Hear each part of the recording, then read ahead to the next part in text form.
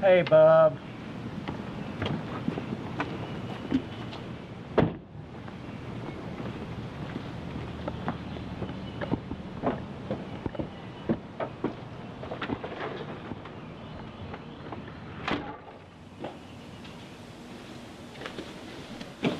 Hey, Dad. I'm glad you're home. Hey, little man, how was your day? Oh, I see you got your thinking cap on. Yeah. I finished the script I've been working on. Really? I've been waiting for you to share it with me. Can I read it now? Sure. It's the final draft. I've worked out all the kinks. It's completely ready for the big screen. Well, we might want to, film it and then edit it and the rest of that good stuff. But the script is about a man named Sam P. Jones. It's really funny, and I got most all of it from the public records. I mean, you wouldn't believe some of the things this guy did. Like one time, he told this man... Wait a minute. I want to read it for myself, so can we go over here and sit down? Oh, sure. Alright, let's see what you have here. Boo, do something. Screenplay by my little man. Interior church number 2. Bell is heard ringing as the shot slowly fades to an interior of a church. Wait. The year is 1906, so everybody would need big hats and even bigger mustaches. Okay. Bell is heard ringing as the shot slowly fades to an interior of a church. As Reuben R. Arnold is finishing up speaking at Sam P. Jones's memorial service. Reuben. In conclusion, let us hope that long may the memory of this wonderful man live in our country, and I am thankful for the privilege of being able to say a word in praise of his virtues.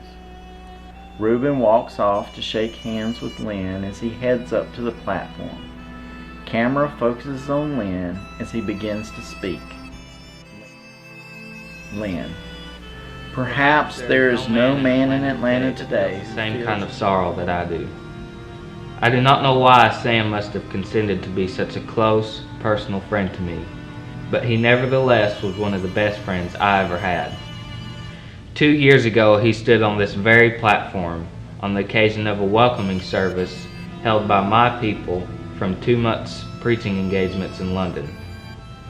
Those of us who were present at that time will never forget his humorous, yet beautiful words welcoming me back to my church. It seems a bit strange that today, being my first service after returning from another preaching engagement in London, that I should be standing here speaking at his memorial service. It is one of the hardest tasks that I've ever had to perform. I first heard of his death as our ship cast anchor off Sandy Hook and the pilot came aboard bringing the mail. I shall never forget the feeling in my heart as I read those sad words. Sam Jones is dead. He died near Little Rock, Arkansas on the train. Sad, sad, sad. I went immediately to my cabin, shut the door behind me, and began to cry like a child. As I came along down through the states, I got the Atlanta papers, which told me of his memorial service, which was to be held this afternoon, and that I was to be one of the speakers. In speaking of Sam Jones, men of Georgia, listen to me. Sam Jones, as I first knew him, was a curiosity. I came in touch with him just after I entered the ministry. I was attending a convention in Goldsboro, North Carolina, where he lectured at the Opera House. To say I was impressed does not express it. To me, as I now remember him, he was the funniest man I ever saw, and at the same time, he was the most pathetic man I ever saw. He made me laugh and he made me cry, but one thing I shall never forget, and that was the story he told me. He said when he was a circuit rider in the mountains of Georgia, an old preacher came to him one day. Did y'all get an apple? I got an apple. I believe you did. Good job, Mr. Dunker, sir.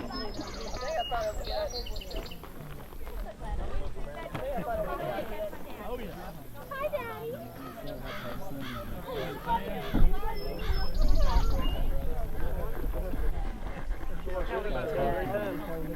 Very well, thank you. You're fine, sir. Hello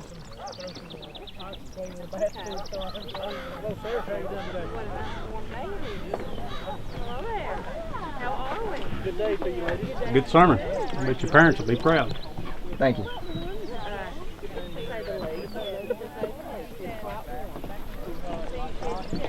That was such a good sermon, Brother Sam. I just love that quote you said about preachers. Oh, what was it again? Could you mean that the difference between Christ and the modern day preacher is that Christ said, "Follow me," but the pastor says, "Get down there at the altar and agonize"? Yes, that was it. Such a lovely quote, Brother Sam. Keep preaching it, Brother Sam. I'm doing the best I can. On your mark. Get set. Go! Come on, babe! Come on, babe! Whoa, get up, go!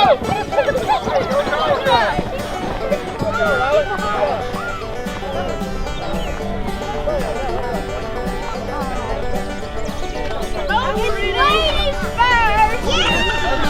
You wet, Stewart.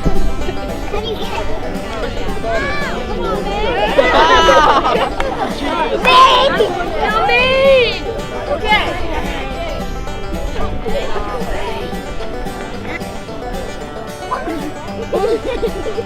Take it all at the bottom. Take it to the bottom, babe, and bite on it. Oh. Now you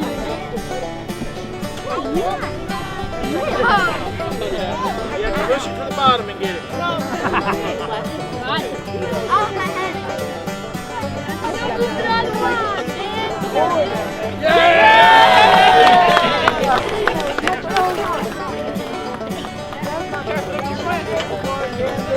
Emma, get in there, go! Castor, try it. Get your head in there.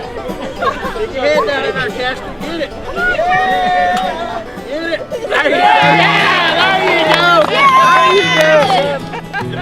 I gave my life for thee, my precious blood I shed, that thou might ransom be and raised up from the dead.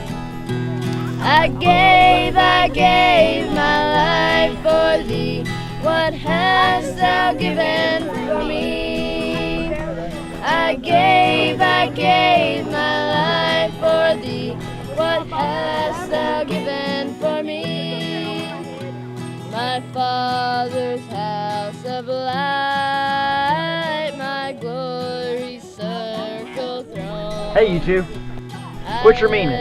For earthly night, for one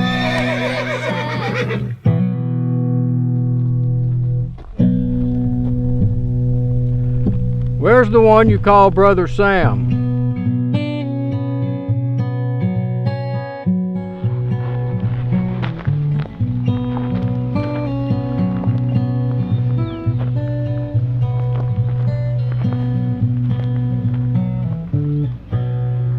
Sam, I have a question for you. Excuse me. Hi. Hi. As I was saying... No, I'm Sam. Oh, well, Sam. Sam, I must admit I'm impressed at how unimpressive you look. Sam, I have a question for you. We both know that I can outpreach you any day of the week, month, or year. So then why is it that the people of my circuit leave me on Sunday morning to come hear you? I want you to tell me why that is, and if you can, what I can do to prevent it. For it has come to pass that I never have more than a baker's dozen to hear me.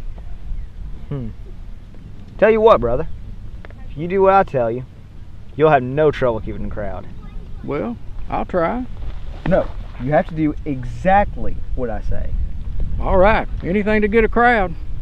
Great, now, come on.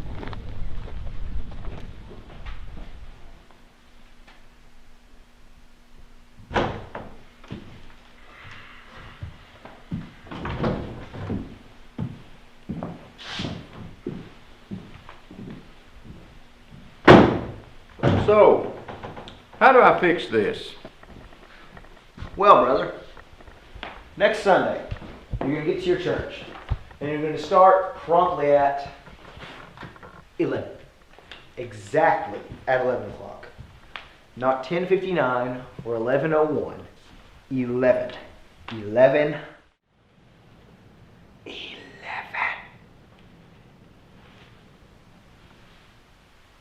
Or 11:15. It doesn't really matter.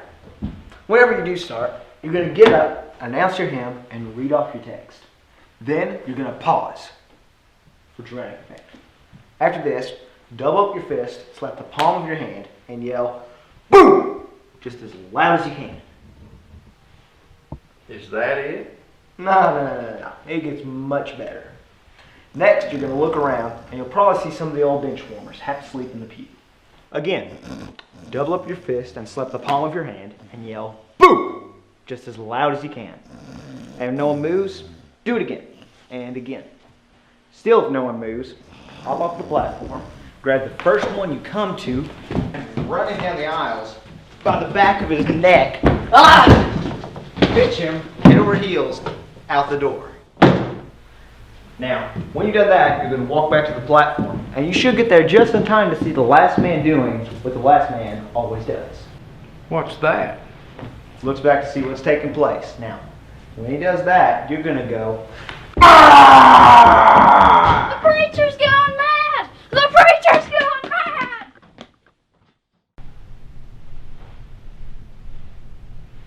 and then you're going to make for your old gray mare, or brown in your case. And then, as you make your way across the courtyard, you're going to say, "Brethren, I'll preach again next Sunday, promptly at 11 o'clock, or somewhere around that time." And then, as you ride across the yard, if anybody starts towards you, you're going to leap out at them and go, "Boom!" That'll scare them good. Can't you just picture it? Dozens of men scared clean out of their wits. Just be great. So, and then you're going to ride. Ride. Straight back home.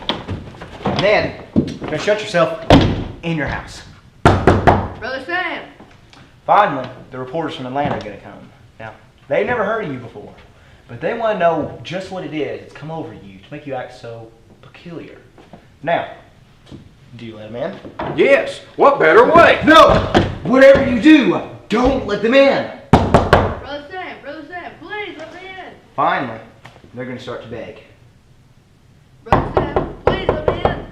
Now, what you do is you're going to crack the door and lean forward and whisper. Ah!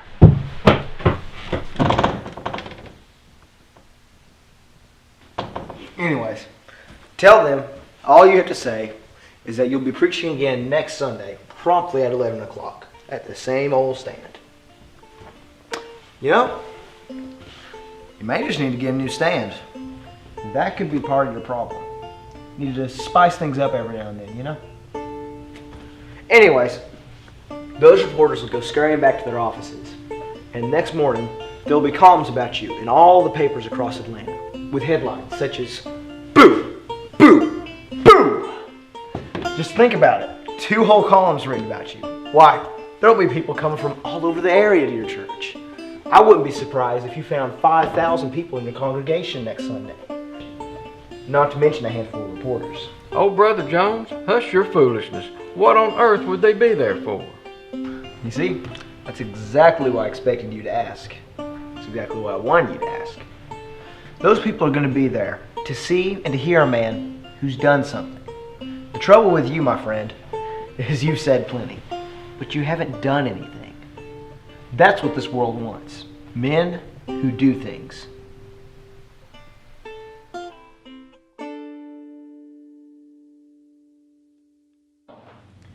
I shall never forget that story, and I'm sure that anyone who heard it would never forget it.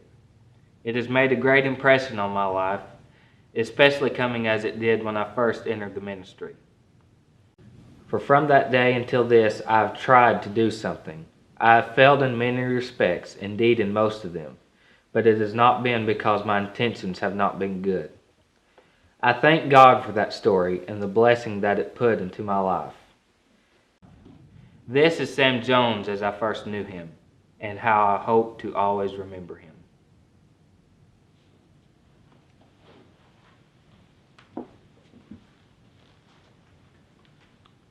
Will you please stand, turn to number 352, and let's sing Saved by Grace.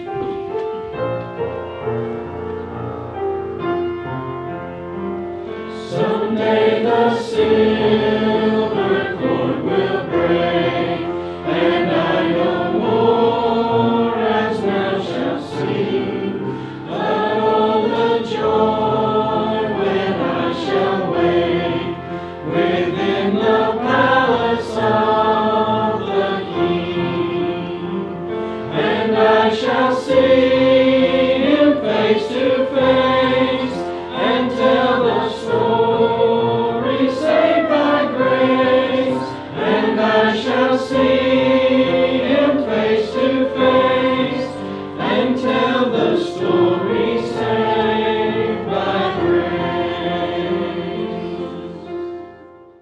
So, what'd you think? It was a pretty funny story, wasn't it? Yes, it was a funny story. But son, I have a question for you. What? What does it take to get to heaven? I mean, if we're all sinners, imperfect, why would we be allowed in the Lord's perfect presence? Because Jesus took our place and paid the price for our sins. That's right. But that's not indicated very well in your script. Your script seems to indicate that to get there, all you need is to do something. Look at the last thing you have Sam saying. That is just exactly what I expected you to ask. That is just what Those people I are going to wanted be you there ask. to see They and to will hear a be man there to- who's the done trouble with something. you, brother, is The you trouble with haven't you, my done friend, anything. is you've said plenty, Done. but you haven't done anything. That's what this world That's what this world wants. Men who do things. The problem is, as humans, we have a tendency to want to please the world instead of seeking to please the Lord. Do you see? Yeah, I guess I hadn't noticed that before. That kind of proves the point. What? You didn't even notice the own flaw in your script. Well, I had worked so hard on it, it just seemed flawless. I know. I've been there and I've done that a lot myself. But there's the message that your audience needs to hear. The message we all need to hear. What's that? Let me explain it to you this way. When I came in and I said, "How was your day?" What did you say? I said I had finished the script I had been working on. Then you asked if you could read it, and I gave it to you. Yes, but you also said that it was the final draft, and you'd worked out all the kinks. That's the way we are with the Lord. You had a partially correct script, but you hadn't asked me, your Father, what I thought of it yet. We do a lot of good things, but we never stop to ask our Heavenly Father if it's what He wants us to do. And you don't want to give your audience just a partially correct message. You want to give them the whole message. And I think that's what Sam P. Jones would have wanted as well. Because look back here in your own script. Let's see. Here it is. Brother Sam. That was such a good sermon, really Brother liked Sam. what I you just said love about that quote you preachers. said about preachers. What was it again? What was it again? Sam. Oh, could you mean that the difference between Christ and the modern day preacher is that Christ said, "Follow me," but the pastor says, "Get down there at the altar." Get down there at the altar and agonize. I think what Brother Sam was trying to say is, a lot of times we just want to do things, or we just want people to do things, but we never stop to seek the Lord and find out what He wants us to do so that we can follow Him. Let me read you something out of my Bible here. It's found in the book of James, the first chapter, beginning in verse 22. But prove yourselves doers of the word and not merely hearers who delude themselves. For if anyone is a hearer of the word and not a doer, he is like a man who looks at his natural face in a mirror. For once he has looked at himself and gone away, he has immediately forgotten what kind of a person he was. But one who looks intently at the perfect law, the law of liberty, and abides by it, not having become a forgetful hearer, but an effectual doer, this man will be blessed in what he does. You want to be sure you give your audience the full message. The best thing, the most important thing that we can do is exactly what the Lord wants us to do. Son, you have to stop and ask God, what is it you want me to do? Here's the question. What are you going to do?